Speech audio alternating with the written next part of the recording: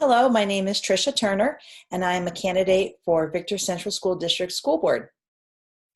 I did serve on the school board before. I served for a total of 6 years and 2 full terms. And so I would be returning back to the school board if I were elected again. I did take 1 full term off. I had some new challenges in my world that I became quite time consuming and in that transitional time. But I do see right now that there is some challenges that Victor Central School District is going through, and I think my experience would be an asset to the board at this time. Currently, I serve as the regional director for the New York State Assembly for all the assembly offices in the Finger Lakes region. And this has been a new role in the past few years. I found that it's been very rewarding. Prior to that, my first career, that I was an educator. I worked in the city of New Haven in Connecticut. I worked with our inner city at-risk kids, and had really just that was even more rewarding. My unique background of being an educator myself, having school board experience and legislative experience, I believe gives me a unique combination of skill sets that could be an asset for Victor at this time. Being on the school board before, I realized that it's important to bring in people that have different backgrounds, that bring in different skill sets. It really enriches the board, and I think that my experience right now would be helpful. So I'm going to first off wanted to thank those who've organized this. We have our Victor PTSA president, Cindy Riley. Cindy Riley, my goodness, was the president for PTSA back when I was on the board before, and has been serving in that role for a long time. So appreciate her service. I had a chance to work aside with her on different things, such as Red Ribbon Week. Both of us would be tying ribbons around the district, and I just can't believe all these years here she is. She's still giving herself 100% to the district. I commend Cindy for that service. Carol Prescott and I, we go back from the days of our kids having both doing tie-dyeing in the schoolyard to just me seeing the great things she's done to help enrich this district as she serves as the president of PI. I know she's done a lot of stuff with programs such as robotics and all kinds of programs that have been incredible for the district. I really appreciate her longevity and service to this district as well. And Mary Braithwaite is president of Voice. And Mary, I don't know you personally, but I applaud your service as president of Voice. I actually was the vice president of Voice prior to my service on the board, and enjoyed that role of advocacy for our students. And so I commend all three of you for your leadership in the district and your service to the district. And thank you so much for this opportunity today to share a little bit about why I think I would be a good asset back on the board again. So I'm going to go through these questions. There's a total of 5 questions.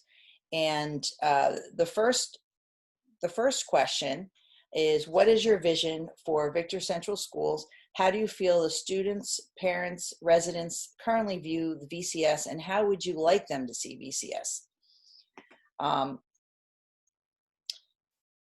First off, if you go to the VCS Educational Foundation website, right there they have the vision statement of, we envision enhanced experience through increased opportunities, promoting educational excellence for the VCS community. And I think that there's 2 key phrases I like to focus on that vision, which I certainly agree with. And that the first one is increased opportunities. I think it's absolutely critical that we are doing everything we can to give increased opportunities for our students. Every student is and has their absolute individual challenges and their absolute individual giftings. Every student has that.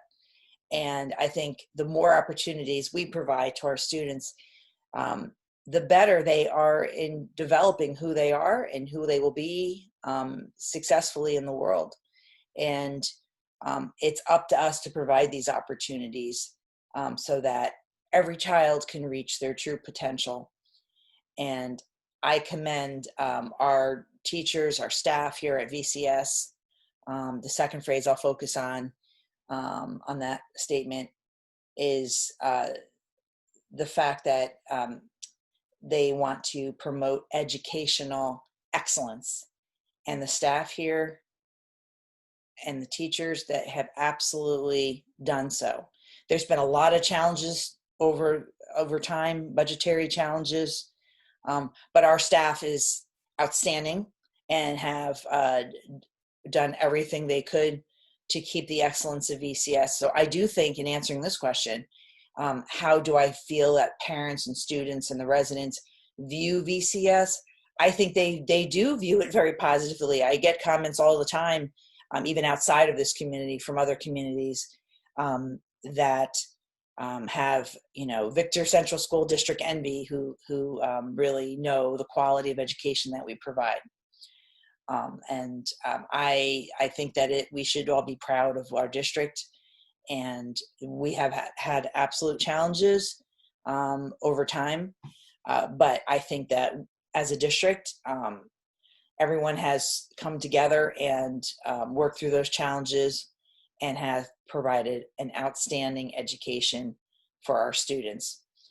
Certainly, going back to the point of increased opportunities, along with that is going to require us to just keep advocating for us to have additional funding so that we can keep increasing these opportunities, or finding creative solutions to provide as many opportunities as we can for our students, because that is essential for our students to reach their true potential. Number 2, as a BOE member, you are expected to represent the entire district. How do you plan to engage and communicate with the VCS community, as well as residents not currently connected to VCS? Well, first off, it's extremely critical that as a school board member, we need to look at the needs of the entire district. Although my background is in special education, I actually have a dual certification in regular education as well. Was crystal clear to me in my service on the board before that there is no one specific group that we can just focus on. We need to see the entire group, whether a child has needs to have enrichment opportunities, whether they need any sort of special remediation, or whether there's just the average student who oftentimes gets forgotten. We need to look at the entire student body, what opportunities that they need to excel. There's right now currently in our district, lots of opportunities for our kids to get plugged in, and I think it's critical that we're looking at the entire picture. As a parent, I had a daughter that had special needs, and I had children that were very accelerated, and so I was a member of both PI and Voice, and also served as the vice president for Voice, and for PTSA. I think those opportunities are incredible for all the districts. So all these groups are very important so that we're meeting the needs of all of our students. And then certainly that's one equation, but the other part of the equation is our staff and our teachers, who are a very critical part of our district that we need to partner with and take their input. And same with parents. Parents are another critical part of this equation.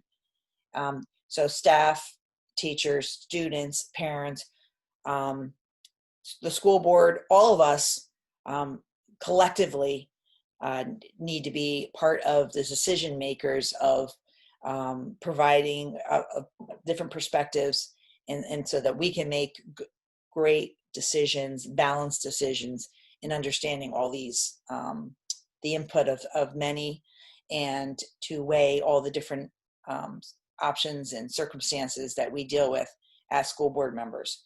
Another extremely important part of this equation is our community. We can't forget our community. Sometimes we may focus more on what's going on in VCS, but the community is critical too. We need to build up a relationship of trust with the community, and so that the community will continue to support the great things that we do in the district. If the community feels included, and we are doing our due diligence in letting them know the great things going on, they are more likely to stay on board supporting what we do. And Dr. Tim Terranova, our new superintendent of schools, has done an outstanding job in doing that, communicating to the district. I've seen his Zooms and his all the different opportunities he's put forth for the community to really take a glimpse into the things going on into the district, presenting things on the website, Facebook, very interactive. That's very critical. The more that we can build up that trust with the community, and with us as being school board members, it's part of our role to be a liaison to the community and to make sure we're communicating and doing our due diligence to communicate to the community challenges that we're having and successes that we're having. And I think that will strengthen all of us to be working together to support our students. Question 3. Some are concerned that VCS is falling behind other surrounding districts in terms of academic programs and performance, as well as technology access. What are your thoughts on how to address these concerns? Well, I will say this. In every district, we each have our own unique fingerprint. Just because another district has something that we don't have doesn't mean that we're inferior to that district. I guarantee you that there's things that our district has that other districts don't have. That was one thing I learned being on the school board before, is that we don't want to have the same fingerprint as every district, because all of our students have different needs in different districts. And so we shouldn't have the same fingerprint. We shouldn't have the same offerings that maybe one district has. Maybe there's a different need in that district than there would be in our district. And so we have to customize and meet the demands of what our student body has. And so it's not always going to be the exact same. However, clearly, the more offerings we could do, the better for our students. And so we have to prioritize in what we're able to provide. And the other thing that's critical is it's not always going to be the same thing. I mean, we have a rapidly changing world right now. And it's our job as school board members to identify how the world is changing and how we have to change what we do so that our students are changing with the world so that they're better prepared. If we're not always constantly evaluating what we're doing and constantly changing, then we're not giving our students the best opportunity to be engaged and prepared. And so that's the challenge that we need. Is first off is what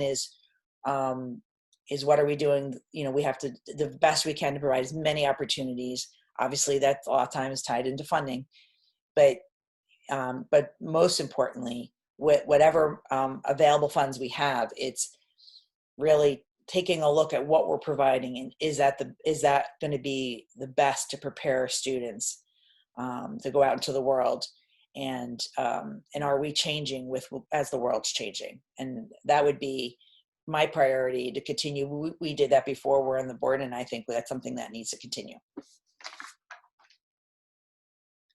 What are your views? This is question 4. What are your views on the current budget proposal? Do you feel that property tax increases are necessary, or do you have other ideas to increase revenue? First off, nobody likes property tax increases. Nobody. However, everyone needs to understand that there's a unique challenge that Victor Central School District has. In my past time on the board, it was very difficult to see how much our school was getting robbed of money. Particularly at that time, it was gap elimination adjustment. We had a particular amount of money that we were owed to our district, and they were keeping a portion of our money, just keeping them. And that was not just Victor, that was all the districts across New York. They just chose not to pay us exactly what they owed us. If you look at the formula, foundation aid formula, that was frozen in 2009. And I just pulled these numbers right off the VCS website, that 21,189,512 is the amount of money that we would be owed if they were paying us appropriately for how much we're owed, based on the foundation aid formula. And let me explain that to you. So foundation aid formula is a formula that per student in your district that you have, they would give you aid per student. That makes sense, right? You have schools that have more would get a certain amount. Schools that have less get a different amount based on the amount of students. Well, in 2009, they decided to just freeze that formula. So whatever your school district was getting in 2009, that's what you're getting now. And so if your district went up in student population, it's frozen. You're going to be absorbing students and getting no additional funding for that. None. So we've absorbed since 2009. There's some years we spiked, other years we didn't. But overall, from 2009 to 2020, we've gone up over 500 students. And during that time, we received no additional money, none. So it's something that we've been absorbing for a while. And the amount of money we've lost over time is in the tune of $90 million. $90 million just for Victor Central School District. So what they gave they owed us 21 million, they're giving us 12 million, so they're ripping us off almost 9 million each year. And that's become a challenge. What's even more of a challenge is other school districts surrounding us since 2009 have decreased. So their formula is frozen higher than what they actually have in their school. So they're not in this battle with us for advocacy because they would give up money. They're not going to do that. So it's a lonely battle for Victor Central School Districts because check around, there's not many of us that have increased to the level that we have increased. That has given us a challenge, particularly with there being a 2% tax cap. So as our needs have increased, as our students have increased, we're trapped because we have only been able to go up to a certain number without breaking and exceeding the tax cap, which is not always 2%. After they put their complicated formula in there, a lot of times it's lower. It's much lower. So, the district has tried to go to the highest they could yearly. One time we did exceed the tax cap, but it's a tricky thing. You have to get a 60% supermajority to break the tax cap, and there's risks involved with that, obviously. So we have kind of been trapped. And as a result of that, we now have the lowest cost per student in the state of New York. That is not an honor. It is by design of us being ripped off of our state aid all this time, increasing in students, and being trapped in a tax cap. And as a result of that, this year is a little bit of a course correction, or we will have some serious devastation to our programs. And so I know people aren't usually a fan of raising taxes, but I think in this situation, if you really take the time, it's right on the website, specific all the areas that will be lost if this budget does not pass. And so I do support this budget. I think that it's a time we do need a little course correction so that we can continue to provide those great services to our students. And I hope that you'll support that as well. But take your time and look through and the website. And there's really a lot of data there that the superintendent has provided. And I know he's open for questions. If you call the district, if you have additional questions, there's a lot of misinformation going around. And I think it's really important that you really go to the source and learn the accurate information. and understand the challenges it's going to be to the district if we do not pass this budget. So, and as far as, so yes, I would be in agreement to this, some creative things that we can focus on next year. We do need to do some things in the district to help us, because we can't be in this situation every year, and we will be if we don't start finding creative solutions to address this. So, one of the things that I did when I was on the board before was just a lot of advocacy for the district, and having a legislative background, I will continue to do advocacy for education for Victor.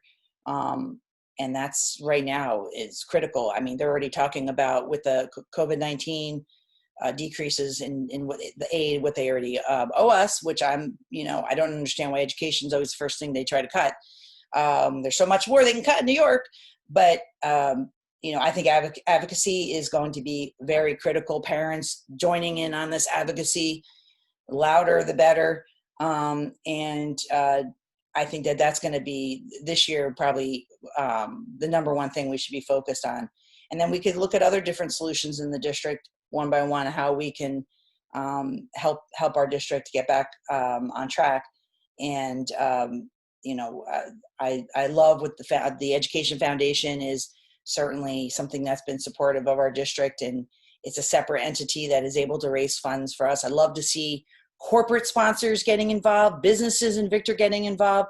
I think we can kick that up and ask the community to join us in helping our district at this time. And that could be one possible way. And certainly that's just one way we could do this. But I think these are all the little things we should be looking at. Possibly bringing in a grant writer. I've worked with some town supervisors in my role that have hired grant writers that have been really successful in bringing larger money into their towns. And I know school districts have started to look at grant writers that are able to secure grant funding, oftentimes needing legislative support. So I think that that's something else that we should be considering, and finding creative ways to put savings in the district. Sometimes it's a matter of if we get services somewhere else that we're outsourcing and paying, it's finding a way to bring it back in. We've done that before on the board. We've done that before with certain situations, bringing that back in to have some cost savings. There's going to be lots of areas we need to start really looking at and thinking creatively to bring some of these cost savings back to the district, so that we can continue to support our students with all the great programming that we have. Okay, question 5. Parents are looking for representatives who are committed to Victor Central Schools. Did you vote in the 2019 VCS budget and BOE election? Well, just so you know, last year, this time, it was a kind of a crazy patch for me. I had a rotator cuff surgery, didn't lift my arms for 2 years. I had a dog with several cancer surgeries at that time, and at the same time had tremendous responsibilities that I had to weigh through with whatever energies I had. So I don't remember, but I would imagine that I may have not been able to vote last year, or did not, based on just knowing that period of time was of a personal challenge to me.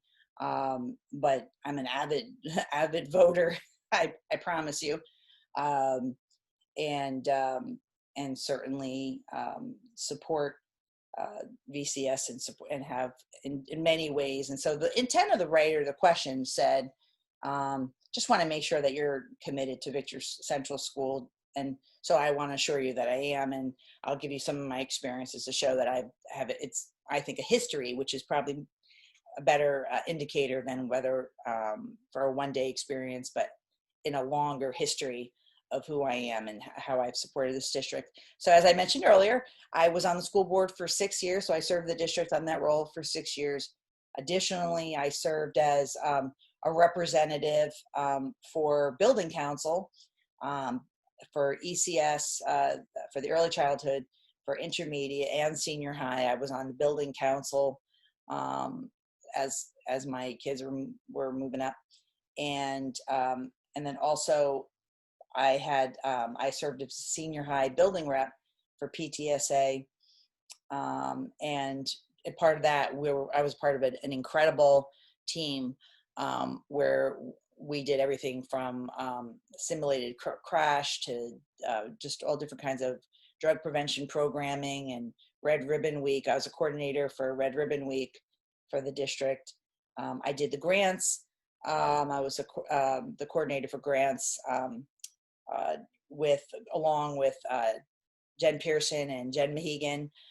We did that for 5 years, and that was very rewarding. It was awesome to find whether or not we had to help start a Quidditch club. We supported the outdoor club and all the different great clubs that are along the district that we would find funding for, so that they can buy supplies and you know, do everything that they could do to provide more opportunities for our kids. And that was very rewarding. So, and then also I served as vice president of Voice, which is an advocacy group for parents that have children in the district with disabilities.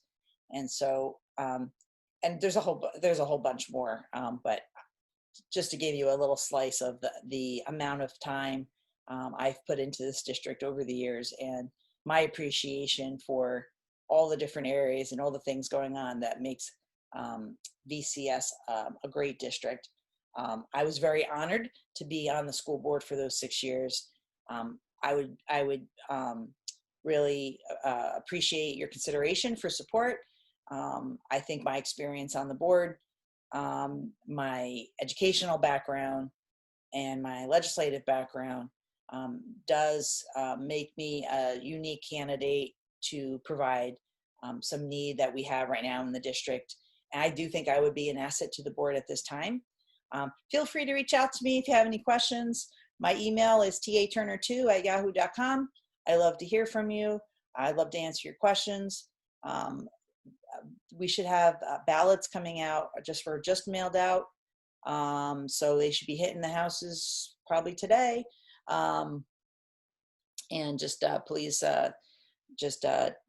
consider supporting our budget and spreading the word about that. And I appreciate your consideration for support as well. Thank you very much.